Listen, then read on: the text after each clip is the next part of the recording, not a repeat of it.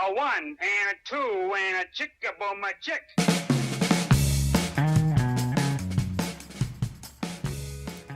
So I spent a little time on the phone with a remodeler down south recently.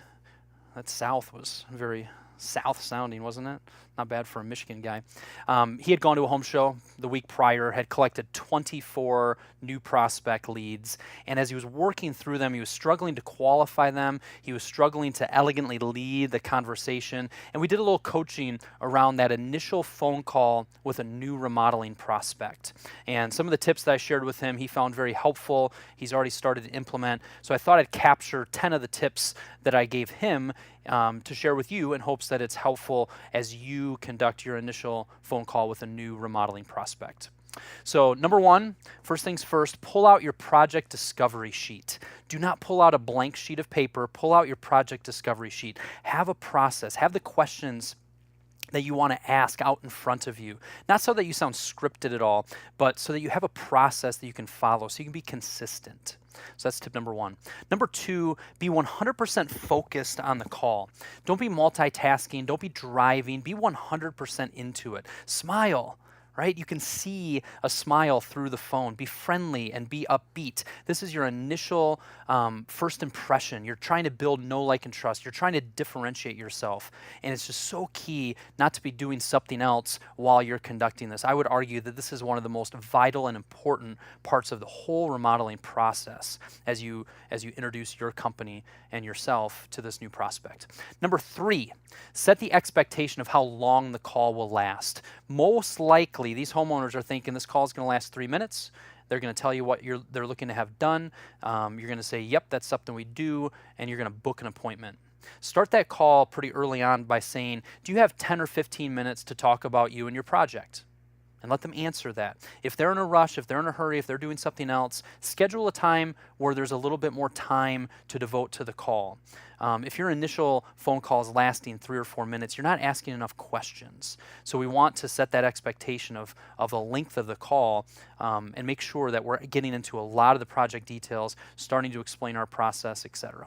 All right, number four, ask a lot of questions about their project. Enough so that as you continue to ask questions about, let's say, a kitchen remodel, what year was the home built? Are you looking to move the plumbing and really redesign the space? Or are you looking to kind of leave things where they're at and just update it? Do you have soffits? Do your cabinets currently go up to the ceiling? Do they not? Maybe get a feel for a little bit of good, better, best, what type of finishing they're looking to do. And as you ask all of these questions, start to get a clear picture in your head of what this project looks like. Most likely, as you start to think about this project, some other projects that you've completed in the past is going to start to come to your mind. Similar, comparable in size and scope. And with that, also what's going to start to come into your mind is a little bit of a range of what this project investment may need to be. All right, number five, later in the phone call, if and when you have that clear picture of the project in your mind, ask them, how much are you looking to invest in this project? And then zip it. Let them answer. Most likely, they're going to say, I don't know, or that's why I was calling you. And because you have that clear picture in your head, especially if it's a bathroom or a kitchen or a basement, it's easier to do this. If it's an addition, it's a little more challenging. But if you have that clear picture in your head, you can reply with, based on my experience with projects that are very similar to yours, I'm thinking of a couple projects we did last year. There's a lot of different factors, a lot of different selections to make, but you're looking at an investment between X and Y. They give a decent range. How does that sound to you? And again, be quiet. Let them answer. Either their jaw's going to hit the ground and they're going to be shocked because they just watched HGTV and they thought it was going to be $5,000 and take a week, or they're going to say, that's kind of what we were expecting.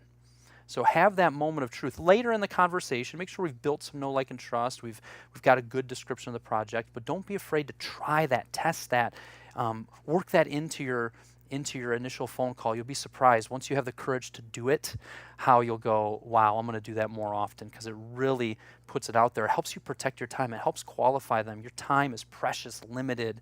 This is one of the ways that you can protect it. Number six, if you're still feeling like this is a good project for you, start to lay out your process for them. Let them know you'd love to come out, meet them, see the space that needs to be remodeled, and then explain these 5 words or lay out these 5 words. This is how we work. Explain what the initial initial in-person meeting is going to be like, that you're going to book the second in-person meeting before you leave that meeting, explain your design agreement and how that works if you have it. Start to educate them on the process. That's part of your role as a remodeler, is to start to teach, to educate, to explain the process to them. And it's great to do that on the phone. Number 7, make sure you are tracking all of your leads. Track how they found you. It's part of the reason why a project discovery sheet is so important versus a blank sheet of paper, so you remember to ask how they heard about you. But when you're done with this call, make sure you add that lead, whether it's a whiteboard, whether it's a spreadsheet, whether it's your CRM system. Add that lead to your sales pipeline. Keep your sales pipeline up to date. It's so important. So often I see remodelers are real messy, clunky, not organized with their sales pipeline. Your sales pipeline is pretty simple. You have people in your appointment to be set category. You have the appointment set working on proposal.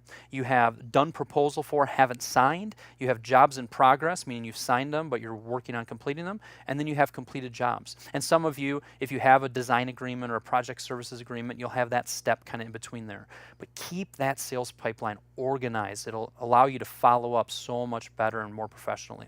Number 8, send out a nice professional email between the initial phone call and the in-person meeting. This email can just simply be, hey, I'm looking forward to seeing you next Tuesday at 2 o'clock. You can link to your website. You can link to a further description of your process, and this is how we work.